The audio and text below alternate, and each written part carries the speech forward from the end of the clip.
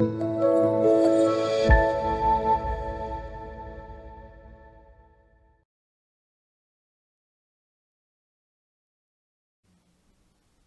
a Deus. Tudo bem aí com vocês? Hã? Depois de um feriadão, né? Teve gente que viajou, teve gente que trabalhou, teve gente que não fez nada. Glória a Deus. Mas até aqui nos ajudou o Senhor, amém? Até aqui o Senhor nos guardou, nos livrou, nos trouxe em paz. Glória a Deus. Irmãos, eu vou tentar ser bem breve, porque esse assunto aqui é um assunto que, primeiro, eu gosto muito de falar. E é um assunto que precisaria de mais tempo para poder explicar melhor ou expor melhor. Eu gostaria de mais tempo, mas nós temos poucos minutos, né, comparado com o que nós temos no nosso dia. Então eu tentarei ser o mais breve possível. E se eu estiver indo muito rápido, por favor, pode... segura aí, cara. Tempo, né? Não, vai devagar aí. Liga o slow motion aí que está difícil. Amém? Glória a Deus. Nós estamos falando sobre missões esse mês, né? Esse mês, a denominação batista, seja ela qual for, né? Nacional, brasileira, independente, está trabalhando o tema de missões. E nós, o pastor, propôs que nós falássemos nesse mês somente sobre missões. Todas as palavras serão destinadas a missões. E no domingo ele já começou, né, muito bem, falando sobre Jonas. Quem estava aqui pôde acompanhar o pastor explanando, né, expondo o texto de Jonas. E muito, muito, muito bom, muito que glorifica a Deus, né? O que Jonas fez e a vida de Jonas e o ministério de Jonas, os milagres que Jonas experimentou, é realmente algo sobrenatural. E eu quero hoje trazer aqui de uma forma bem, bem simples, o que é a missão. Ou o que é, quando nós falamos de missões, do que se trata? Porque é muito simples nós falarmos assim, não, missões é levar o evangelho, é viajar para outros países. Algum tempo atrás, quando eu falava de missões, eu já pensava logo na África, pensava na fome, pensava na miséria, pensava né? Muitos ainda pensam assim, quando fala de missões, já imaginam logo o Haiti, pensa em países em que a necessidade é muito grande. Não é assim? Nós já pensamos dessa forma, a nossa mente já é levada para esse tipo de situação. Para esse povo, um povo sofrido, um povo necessitado, um povo... Mas será que o evangelho é só para eles? Será que o que nós devemos levar para eles é somente o evangelho? É só chegar lá e falar assim, olha, Jesus morreu por você e só a mensagem da cruz? Então, o que é missões? O que é missão? O que é que compreende missão? Missão é só, na teologia nós chamamos de missão transcultural, é quando você sai da sua cultura e conhece outra cultura e prega o evangelho lá nessa nova cultura. O evangelho, missões, é só isso? É só nesse aspecto? Não. Ele é muito mais amplo. E ao mesmo tempo muito mais simples. Nós é que complicamos tudo.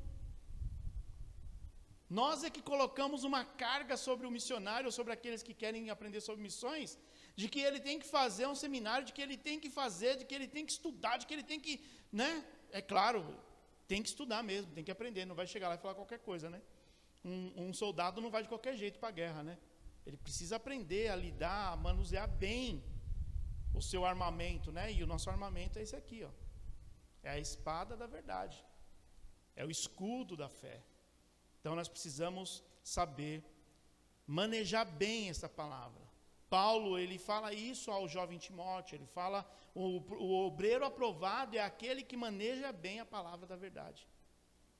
Então nós precisamos conhecer, sim, mas não é só isso, e é sobre isso que eu quero falar, para que hoje você tenha pelo menos, saia daqui hoje, entendendo, tendo uma consciência missionária, de uma forma simples, não simplória, mas de uma forma simples, de que se alguém perguntar para você o que é missões ou o que é a missão, você saiba falar, amém? Dito isso, eu quero falar aqui sobre a Missio Dei. O que é a Missio Dei? É a missão de Deus. O que vem a ser isso, pastor? A Missio Dei é a missão da Trindade, Pai, o Filho e o Espírito Santo, na qual Ele, e só Ele, né, pode fazer. Somente Deus pode fazer. Somente a Trindade pode realizar essa missão. E que também faz isso para executar, né, executar a mesma com elementos sagrados. Qual é o elemento sagrado que a Trindade usa para fazer a missão? A igreja. É a igreja, o templo que vai sair daqui e vai... Não. A igreja, diga assim, quando nós estamos unidos, nós somos a igreja. Nós somos uma comunidade. Nós somos a eclésia. Então Deus tem uma missão de que Ele vai usar um elemento sagrado, que é a igreja. E por que sagrado? Porque é um elemento separado para Ele. Está entendendo? Deus não vai usar qualquer um para fazer essa missão. Não. Ele escolhe um povo separado. Ele escolhe um povo separado. Ele escolheu um povo separado. E esse povo, e essa pessoa, ela tem, desde lá de Gênesis, e daqui a pouco eu vou pedir para você abrir sua Bíblia, mas desde Gênesis, o homem tem uma responsabilidade, ou algumas responsabilidades, dadas por Deus, dadas pelo Criador. E uma delas é um mandato cultural. Deus não separou as culturas. Quem fez isso foi o homem. O homem que fez isso. A antropologia, a sociologia vai te explicar melhor isso. Mas não é o objeto dessa pregação, a sociologia nem a antropologia. Eu quero falar sobre teologia.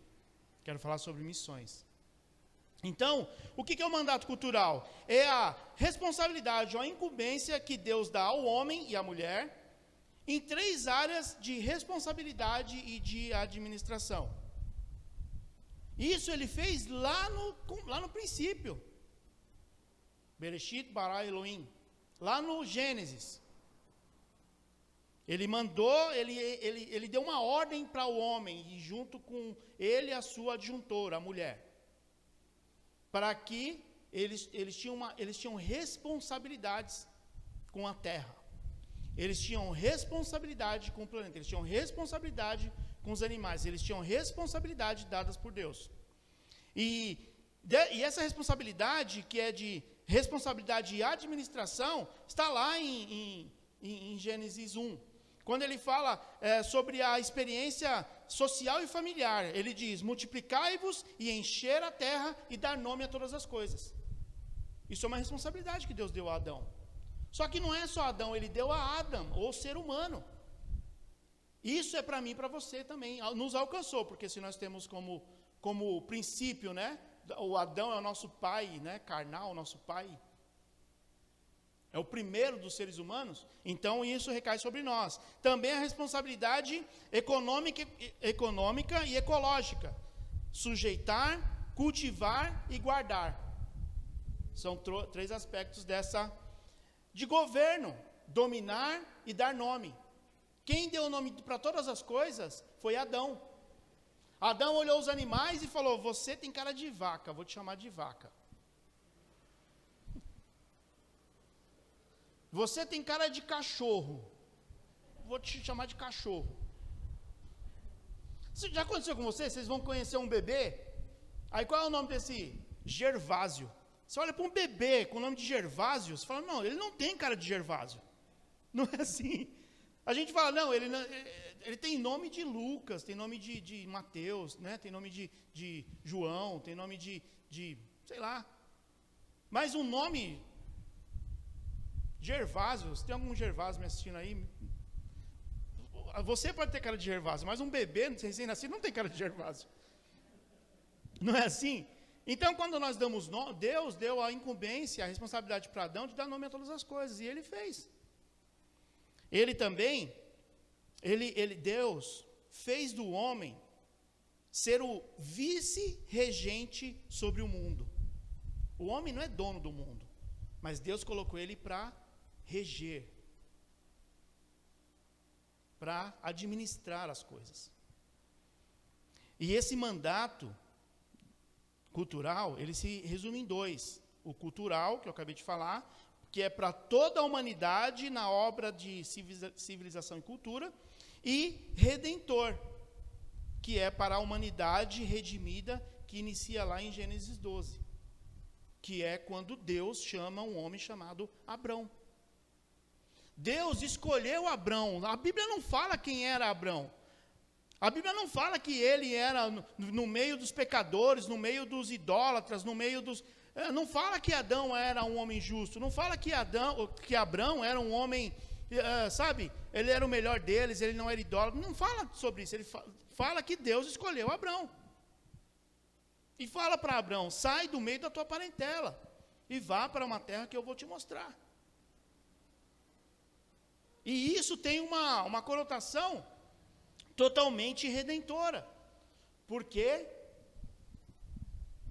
Porque no Éden ainda o homem pecou contra Deus. Deus, ele tinha um plano, Deus tinha uma vontade, um querer. Ele, quando criou o homem, ele criou a sua imagem e semelhança, e a sua imagem e semelhança o criou, para que o homem vivesse eternamente com Deus, tendo um relacionamento com o Criador. A Bíblia conta que Deus descia ao jardim no virar do dia, na viração do dia. Ele descia para conversar com Adão. E aí, Adão, como é que estão as coisas aí? E Adão tinha um relacionamento com Deus. Mas o homem perdeu isso quando ele pecou. Mas o propósito de Deus para o homem era que ele vivesse a eternidade com Deus, com o Criador, com o Pai. Por que você diz isso? Porque no jardim existiam algumas árvores. Existia uma árvore chamada Árvore da Vida, em que todos que comessem daquela árvore teriam vida. A morte não existia, a doença não existia, o sofrimento não existia. Nada daquilo que nós conhecemos hoje que é mal existia. Mas Deus deu a ordem, uma única ordem para Adão. E era para ele não comer do fruto da árvore da vida? Não. Essa ele podia comer à vontade, podia se esbanjar, mas era uma árvore que traria o conhecimento do bem e do mal para o homem. E o homem, a mulher foi enganada pela serpente, a serpente e a mulher comeu do fruto e deu para o seu marido, deu para Adão e Adão comeu. E daí, irmãos, começa o declínio, é só ladeira abaixo. É só ladeira abaixo.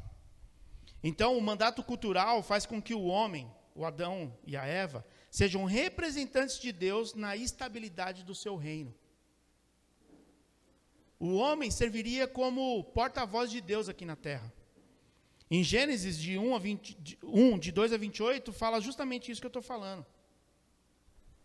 Que Deus dá as ordens, Deus fala, Deus cria as coisas e põe o homem para cuidar. O Dietrich Bonhoeffer é um teólogo que viveu na época da Segunda Grande Guerra. Ele diz o seguinte, ele afirma que as nossas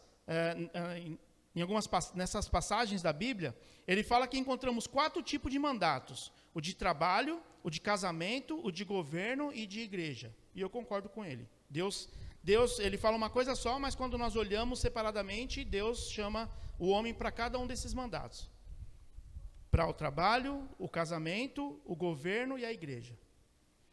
Então, quando nós falamos de missão, nós temos que entender que a missão não é uma tarefa da igreja. Ué, pastor, mas como assim? Você acabou de falar que é a igreja? Não.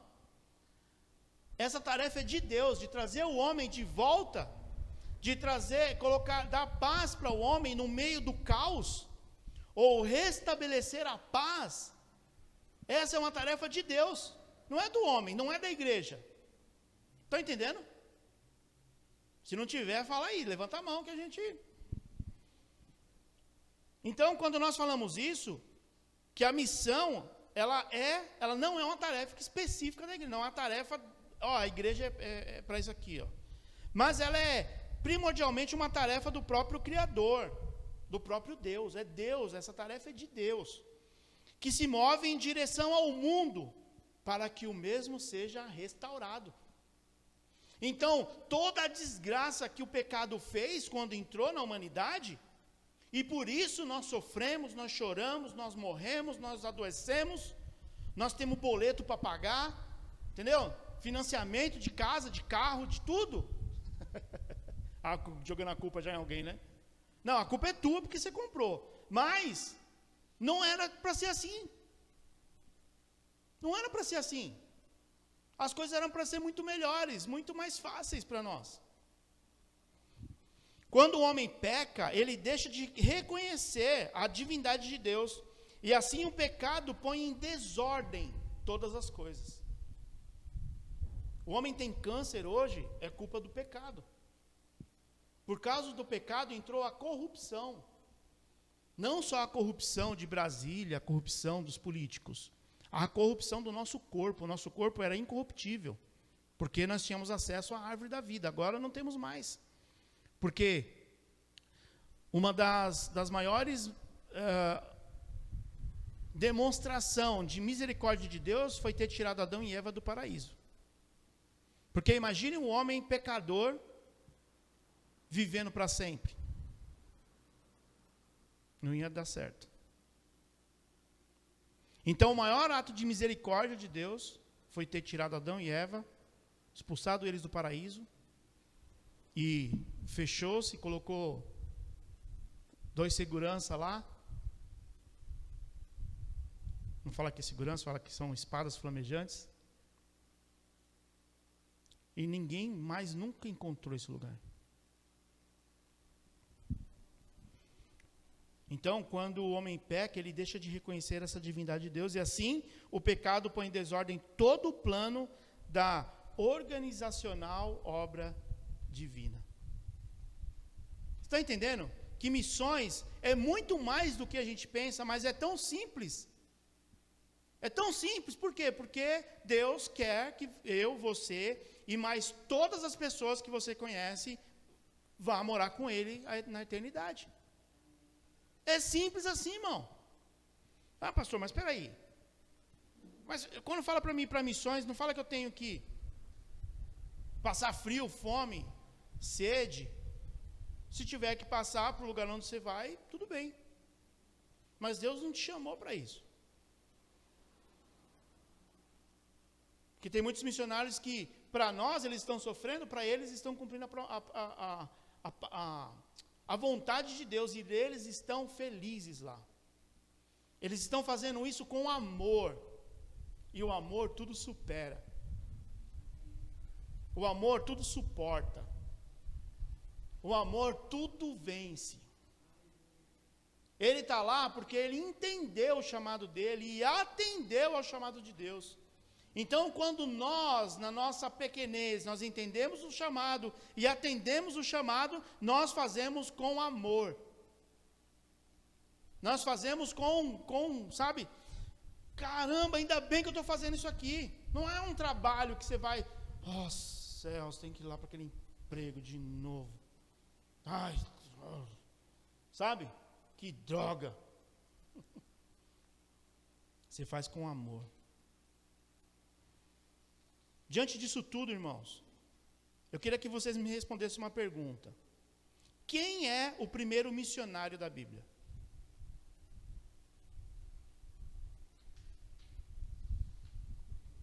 Pode falar, sem medo de errar, não está valendo nota.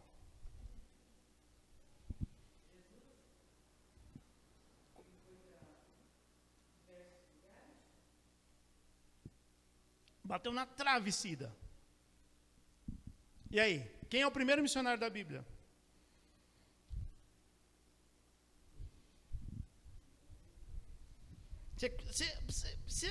Eu vou dar meio certo na sua resposta. Porque Jesus é Deus, amém? Deus é o primeiro missionário da Bíblia. Por que isso? Porque Ele está em busca daquele que está fora. Ele está em busca daquele que está longe dele. Abra sua Bíblia em Gênesis 3,15. Tudo isso foi a introdução. Vamos ver se eu consigo matar em 30 minutos.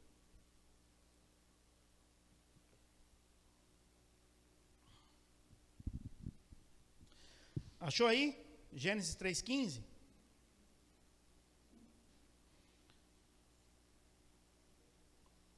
Gênesis 3,15 é conhecido como o proto-evangelho. Gênesis 3,15 está escrito assim: uma vez que fez isso, maldita é você entre todos os animais domésticos e selvagens. Você se arrastará sobre o seu próprio ventre e rastejará no pó enquanto viver.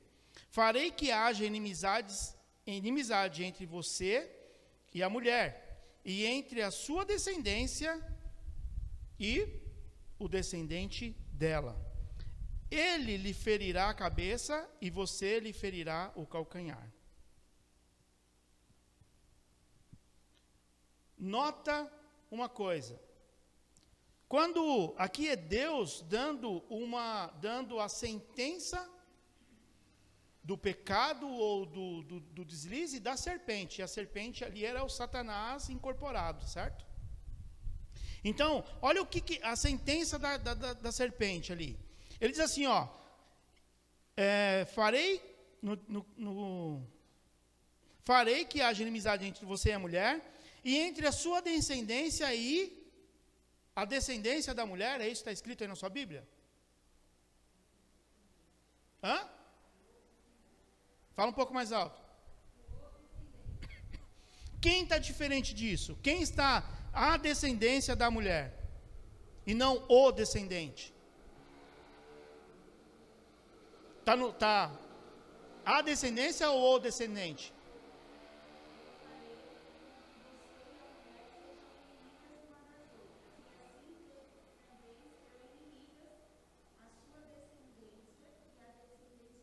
E a descendência dela. Que versão que é essa?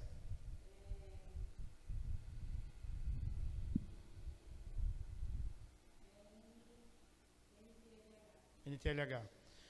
Nota que aqui, quando o que Deus está falando, que ele não fala um descendente, ele fala o descendente, ou a descendência. Mas o mais correto aí é o descendente. De quem Deus está falando? Está falando do Redentor.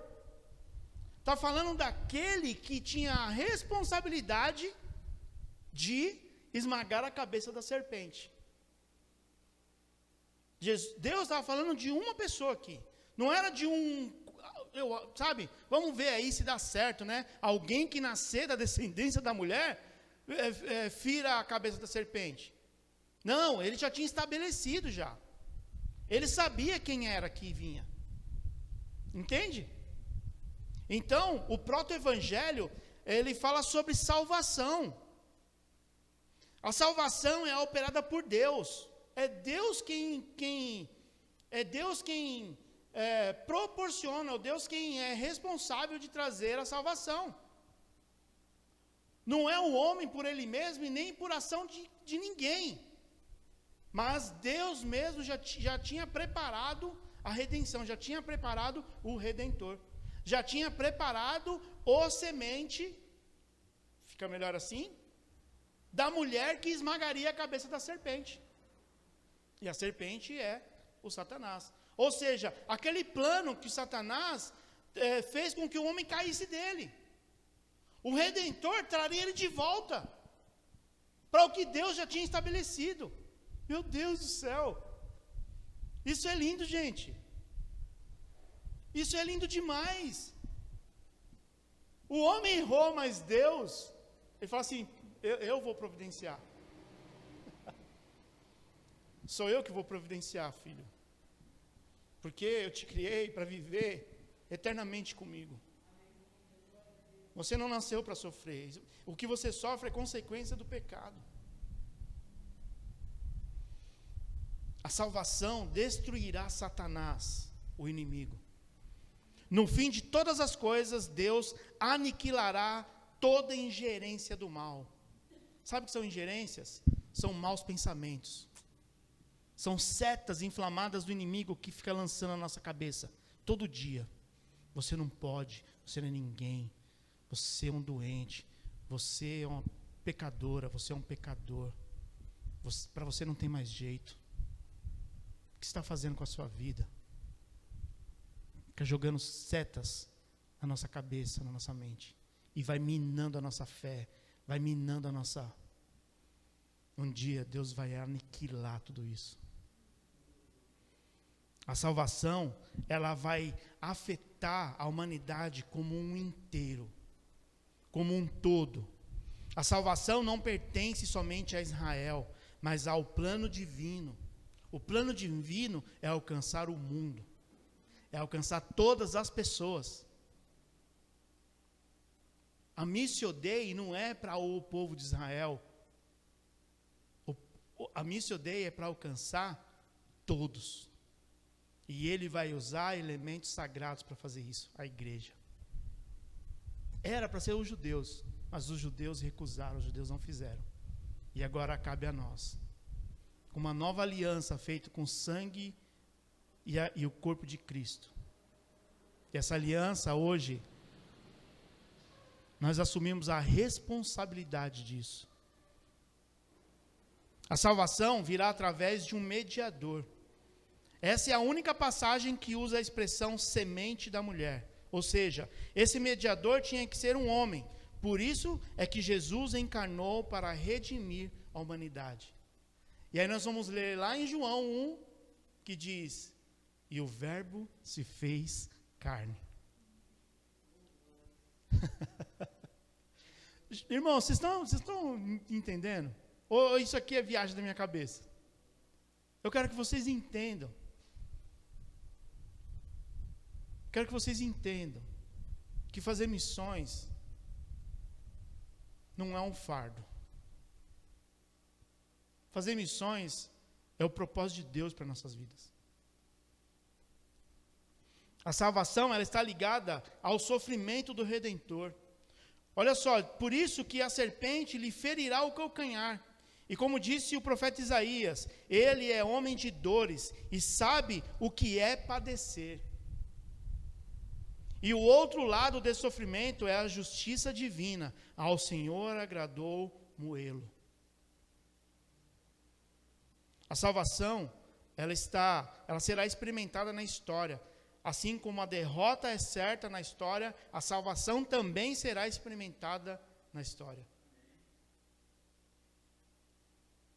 O negócio é tão louco, irmãos.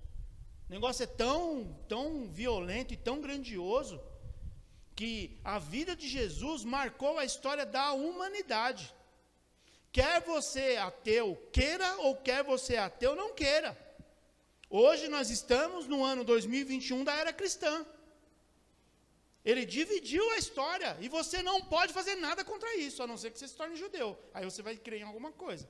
Que aí está no ano no Rosh Hashanah, né? Tá, o ano novo judeu está para acontecer, se já não aconteceu. Foi ontem, né? Eles estão no ano 5.700 e não sei o quê.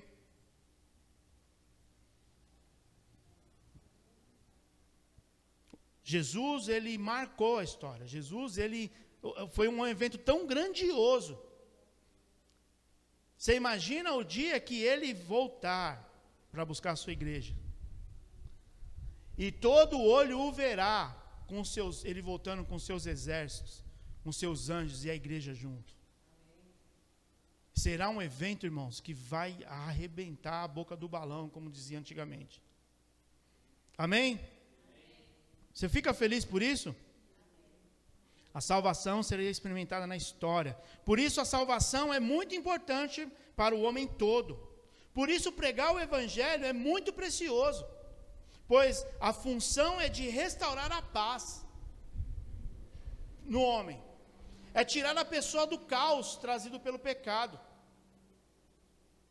Nós vemos as pessoas hoje reclamando da vida, murmurando da vida. E aí o Jeremias, o profeta Jeremias, lá nas suas lamentações, ele diz assim, do que se queixa o homem? Do que se queixa, pois, o homem vivente? Queixa-se cada um dos seus pecados. Esquadrinhemos os nossos caminhos e promovemo-lo, e voltemos para o Senhor, porque no Senhor há paz. No Senhor há a restauração da paz. No Senhor não há distinção, não há discussão, não há choro, não há... mas eu sou crente e eu passo por dificuldades. Você está vivo, filho. E Jesus mesmo diz, no mundo tereis aflições, mas tem de bom ânimo, pois eu venci o mundo. Sabe o que ele está falando? Vem comigo. Vem comigo. Eu te dei o caminho das pedras para você passar por tudo isso daí. Você terá aflições sim, mas você terá paz. Uma paz que excede todo o entendimento. E essa paz nós só encontramos em Jesus. Do que se queixa o homem? Do que você tem se queixado? Pare e pense, irmão. Se aquilo que você tem murmurado, você tem se queixado, é do seu próprio pecado. É uma coisa que você fez e não deu certo, porque era pecado, ou uma coisa que você deixou de fazer, que era certo, e você deixou de fazer. E quando nós deixamos de fazer o bem, também é pecado. Quando nós deixamos de fazer o certo, nós nos omitimos, também é pecado. Estão entendendo? Pregar o evangelho, irmãos, não é fazer com que a pessoa venha para a igreja. Quando nós pregamos o evangelho para uma pessoa, nós anunciamos as boas novas, o que eu quero dizer é o seguinte: Deus tem o prazer de te chamar de filho. Só que você não pode fazer isso estando aonde você está e fazendo o que você faz. Existe um critério para que você seja filho de Deus e saia do caos e venha para a paz. Saia da escuridão e venha para a luz. Saia desse charco, esse lodo fedorento do pecado e venha para a rocha firme. Existe um critério para isso. Não é de qualquer jeito, não é do seu jeito. Só existe um caminho, e o nome dele é Jesus Cristo, o Filho de Deus. Aleluia. Mas todos os caminhos levam a Deus. Vai nessa. Vai nessa. Você vai ver onde você vai parar. Jesus declarou: eu sou o caminho, a verdade e a vida. Ninguém vai ao Pai a não ser por mim. Olha o que Jesus está dizendo. Eu estou preparando lugar, porque o Pai quer que nós estejamos juntos. Eu vou preparar lugar, porque eu quero que vocês estejam onde eu também estiver. Ele está preparando lugar, por quê? Porque Ele quer que você esteja lá com o Pai. Aonde, pastor? No céu, no paraíso, no cosmos, na eternidade, não sei lá onde vai ser, mas eu quero estar lá. Eu quero estar lá, irmãos. Você precisa entender isso, e as pessoas que cercam você precisam entender isso. Nós pregamos o evangelho não é para trazer gente para ficar na igreja, não. Nós pregamos o evangelho anunciando as boas novas do reino de Deus, aonde as pessoas saem do caos, saem da desgraça e vêm para a graça. As pessoas saem de onde elas estão, murmurando, sem esperança, e dá uma esperança viva para ela. Vocês estão entendendo isso? Só quem pode fazer isso é Deus, mas Ele nos deu o privilégio de fazer parte desse plano, como igreja, como remidos e lavados no sangue do Cordeiro. Não é de qualquer jeito. Ah, meu Deus. Quando se trata das aflições que vêm sobre nossa vida, então as nossas queixas são contra Deus. Nós sempre, assim como Adão culpou a mulher, porque é a mulher que foi enganada pela serpente, e trouxe o fruto e o Adão comeu, e quando Deus foi pedir conta, o Adão falou assim, também é a mulher que você me deu. Foi a mulher que tu me deste que fez isso comigo. E até hoje nós temos essa síndrome de Adão, de empurrar a culpa para o outro.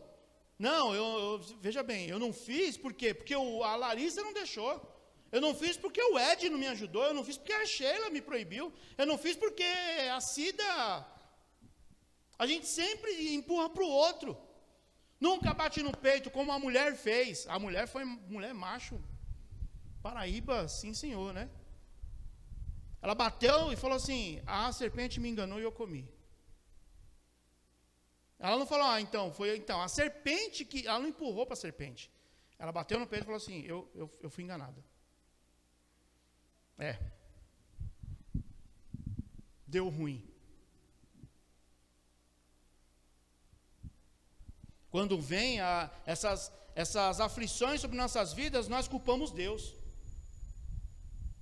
Nós culpamos a mulher, nós culpamos o marido, nós culpamos os filhos, nós culpamos o pastor, nós culpamos alguém. O governo, o SUS, e nunca assumimos a nossa responsabilidade. Aqui nesse texto de Jeremias que eu li, Jeremias foi usado pelo Espírito Santo para nos ensinar que a única queixa do homem deve ser contra os seus próprios pecados, pois são eles a principal causa de toda aflição e sofrimento. Sabe por que você sofre? Por causa de pecado. Sabe por que eu tenho diabetes? Porque lá no passado, o Adão deixou entrar o pecado.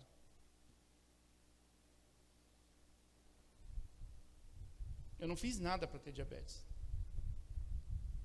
Pelo contrário, desde a minha mocidade, nossa, eu me senti um velho agora, né? Mas há muito tempo eu controlo a minha alimentação. A Márcia sabe, eu sou gordo assim porque barrigudo de ser vergonhice, né? Mas eu sempre cuidei muito da minha alimentação. O meu maior medo era ter uma velhice, ser um velho bichado. Cheio de, sabe, não pode isso, não pode aquilo, não pode comer, não pode beber, não pode fumar, não pode... Puxa vida. Queria fazer tudo isso, né? Estou brincando, gente. Brincadeirinha. Parei de fumar. Há 20 anos atrás, quando eu encontrei aquele que me trouxe paz. Deixei de fumar. E eu só fumava cigarro. Nós somos... Então Deus usa os salvos, os filhos adotados, para espalhar as boas novas de salvação. E isso é por meio de Cristo. Ele é o Redentor da humanidade. Amém? Está entendendo até aqui? Está entendendo o que é missão? A missão é de Deus e você, como igreja, você é comissionado. Faz sentido agora a palavra? Nós somos comissionados, nós estamos em comissão de Deus.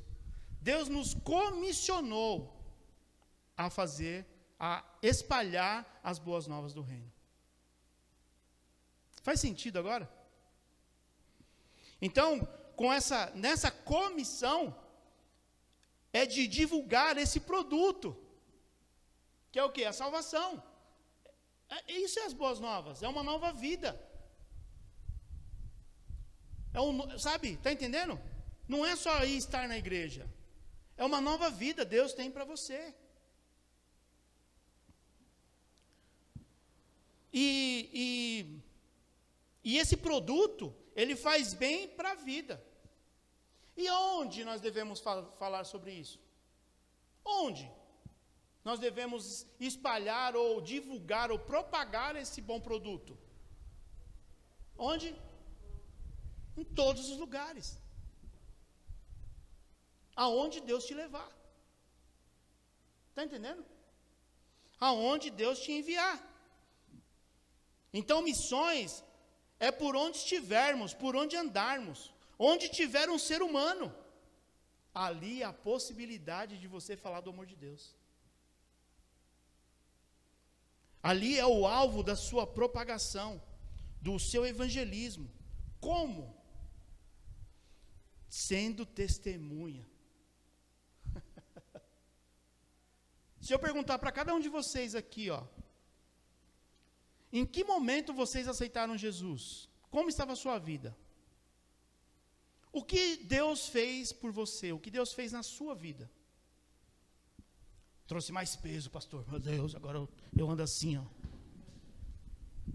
Eu era rico, eu era milionário, eu tinha paz, eu tinha iates, eu tinha mulheres, eu tinha tudo. E agora eu vivo uma vida desgraçada, eu não tenho paz. É assim?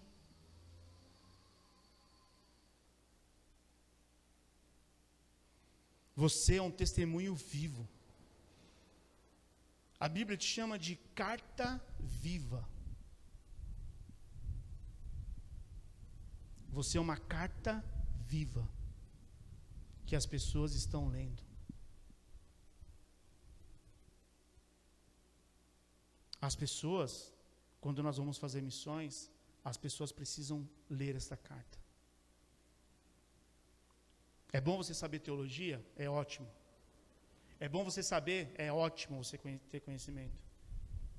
Mas se você não falar com autoridade, não adianta nada. Se você não falar com conhecimento de causa, as pessoas não compram. Se você vende um produto meio assim, sabe? As meninas aí estão vendendo, né? Eu tenho essa brusinha aqui, mas assim, né? Tá aqui, se quiser, tá aqui, tá?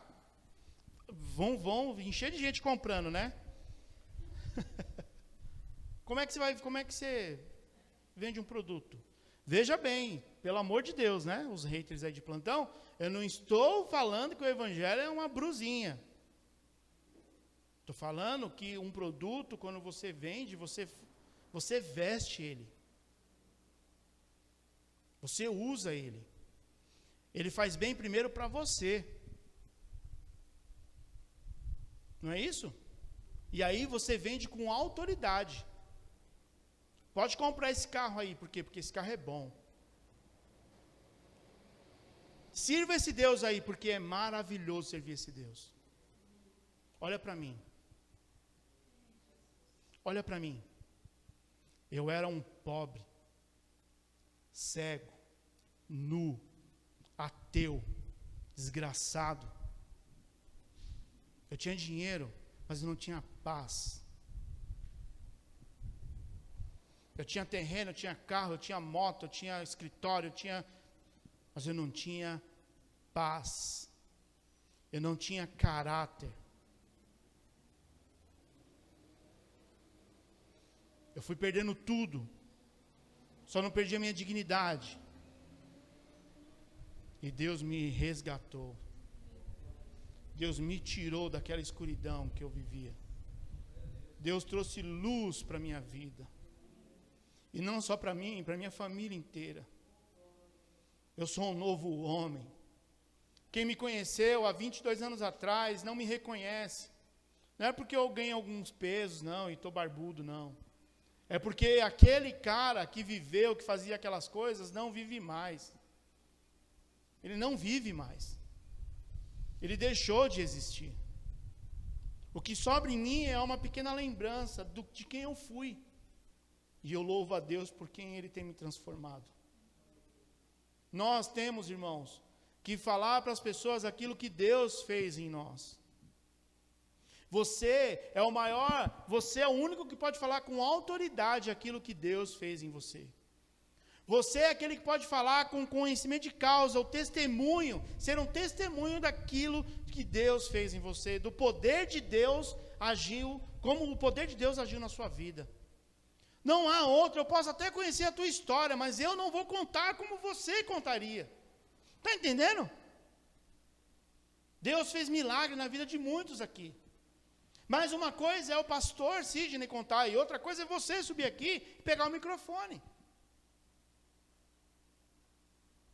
Quer pregar o evangelho? Quer levar, espalhar as boas novas do reino de Deus? Comece contando aquilo que Deus fez na tua vida. Quem era você e em quem quem Deus tem te transformado hoje.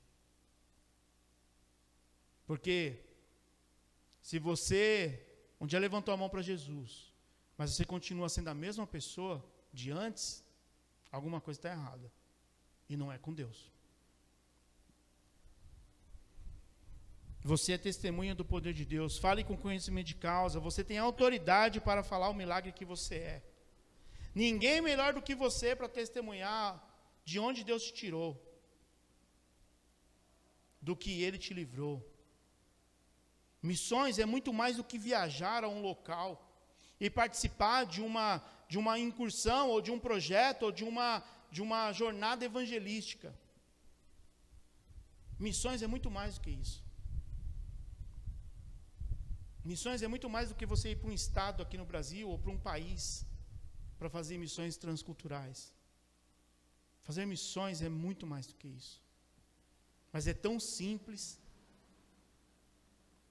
porque basta você entender o seu chamado. Deus nos chamou todos para sermos missionários. Mas alguns Ele escolheu a dedo, e Ele deu para você. Para você. Tem gente que é apaixonado pela China. Não entende o porquê. Eu amo a China. Eu amo os Estados Unidos. Eu amo a África. Eu amo o Amazonas. A pessoa tem uma paixão por aquele lugar. Não sabe nem o porquê. Talvez seja um indicativo de que Deus te chamou para ser missionário lá. Está entendendo? Não é porque você quer. Não é porque você não quer. Não é porque você decidiu ou não decidiu.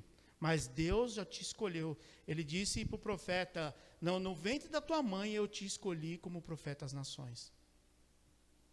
Então, na sua concepção, Deus já sabia o que Ele queria de você. Posso ouvir um amém? Então, se Deus te chamou para a Alemanha, para a França, para Los Angeles, para Moçambique, para o Nepal, para a Índia, para o Afeganistão,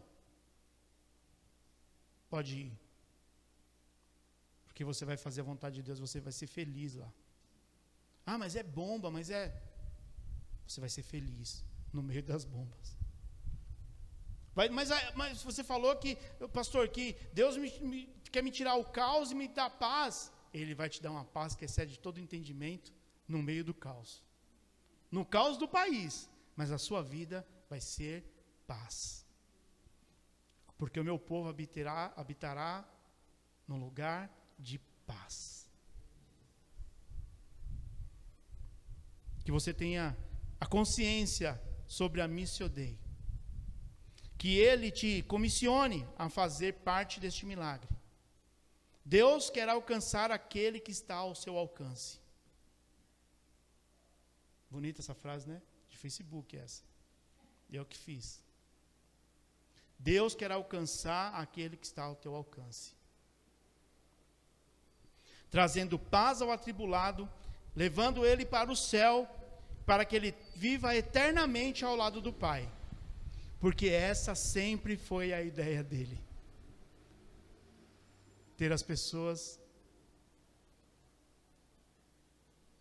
ter eu e você, junto com ele. Como uma grande família. Faz sentido agora o louvor que nós acabamos de cantar? que a minha voz será a tua voz, que as minhas mãos serão as tuas mãos, e por onde eu andar, onde quer que me enviar,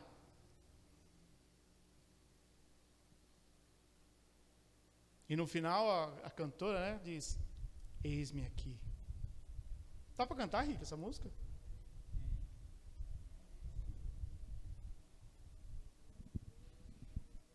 Que você, nesse mês de outubro, você seja impactado pela palavra de Deus. Não porque os pastores que estarão aqui pregando, mas porque é a palavra de Deus que será pregada e ministrada, para que você tenha a convicção e saia daqui executando a tarefa de ser um missionário, uma missionária, aonde quer que você esteja.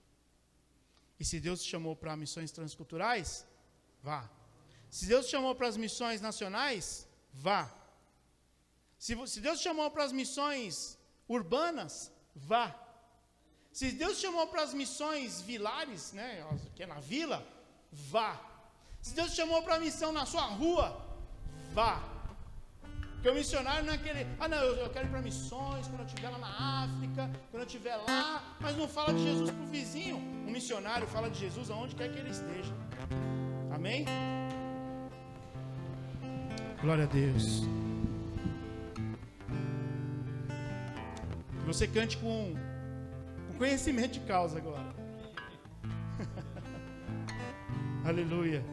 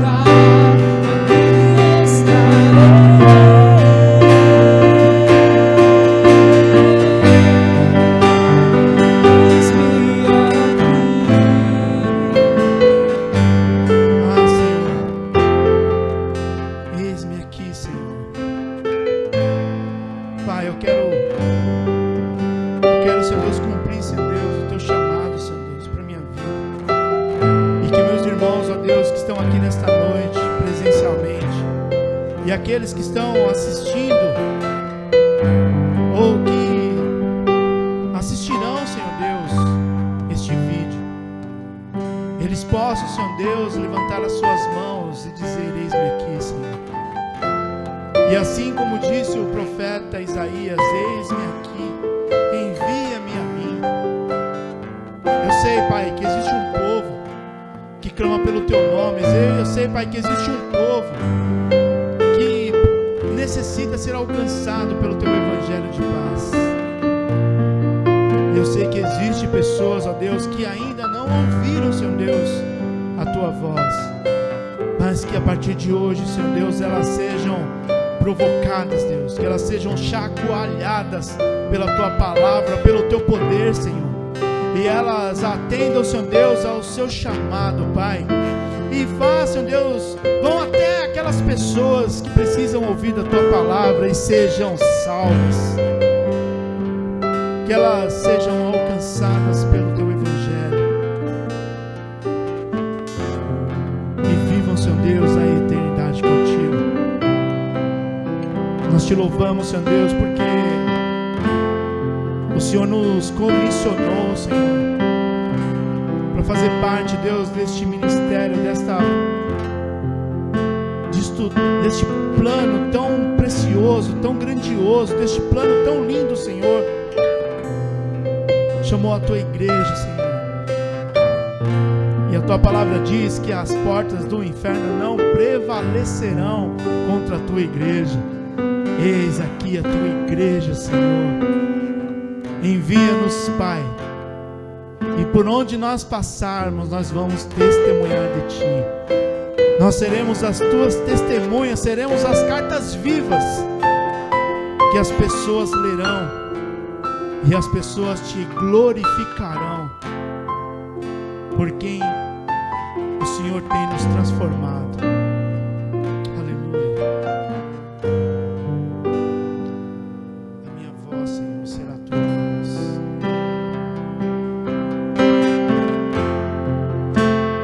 A minha voz será Tua voz, as minhas mãos.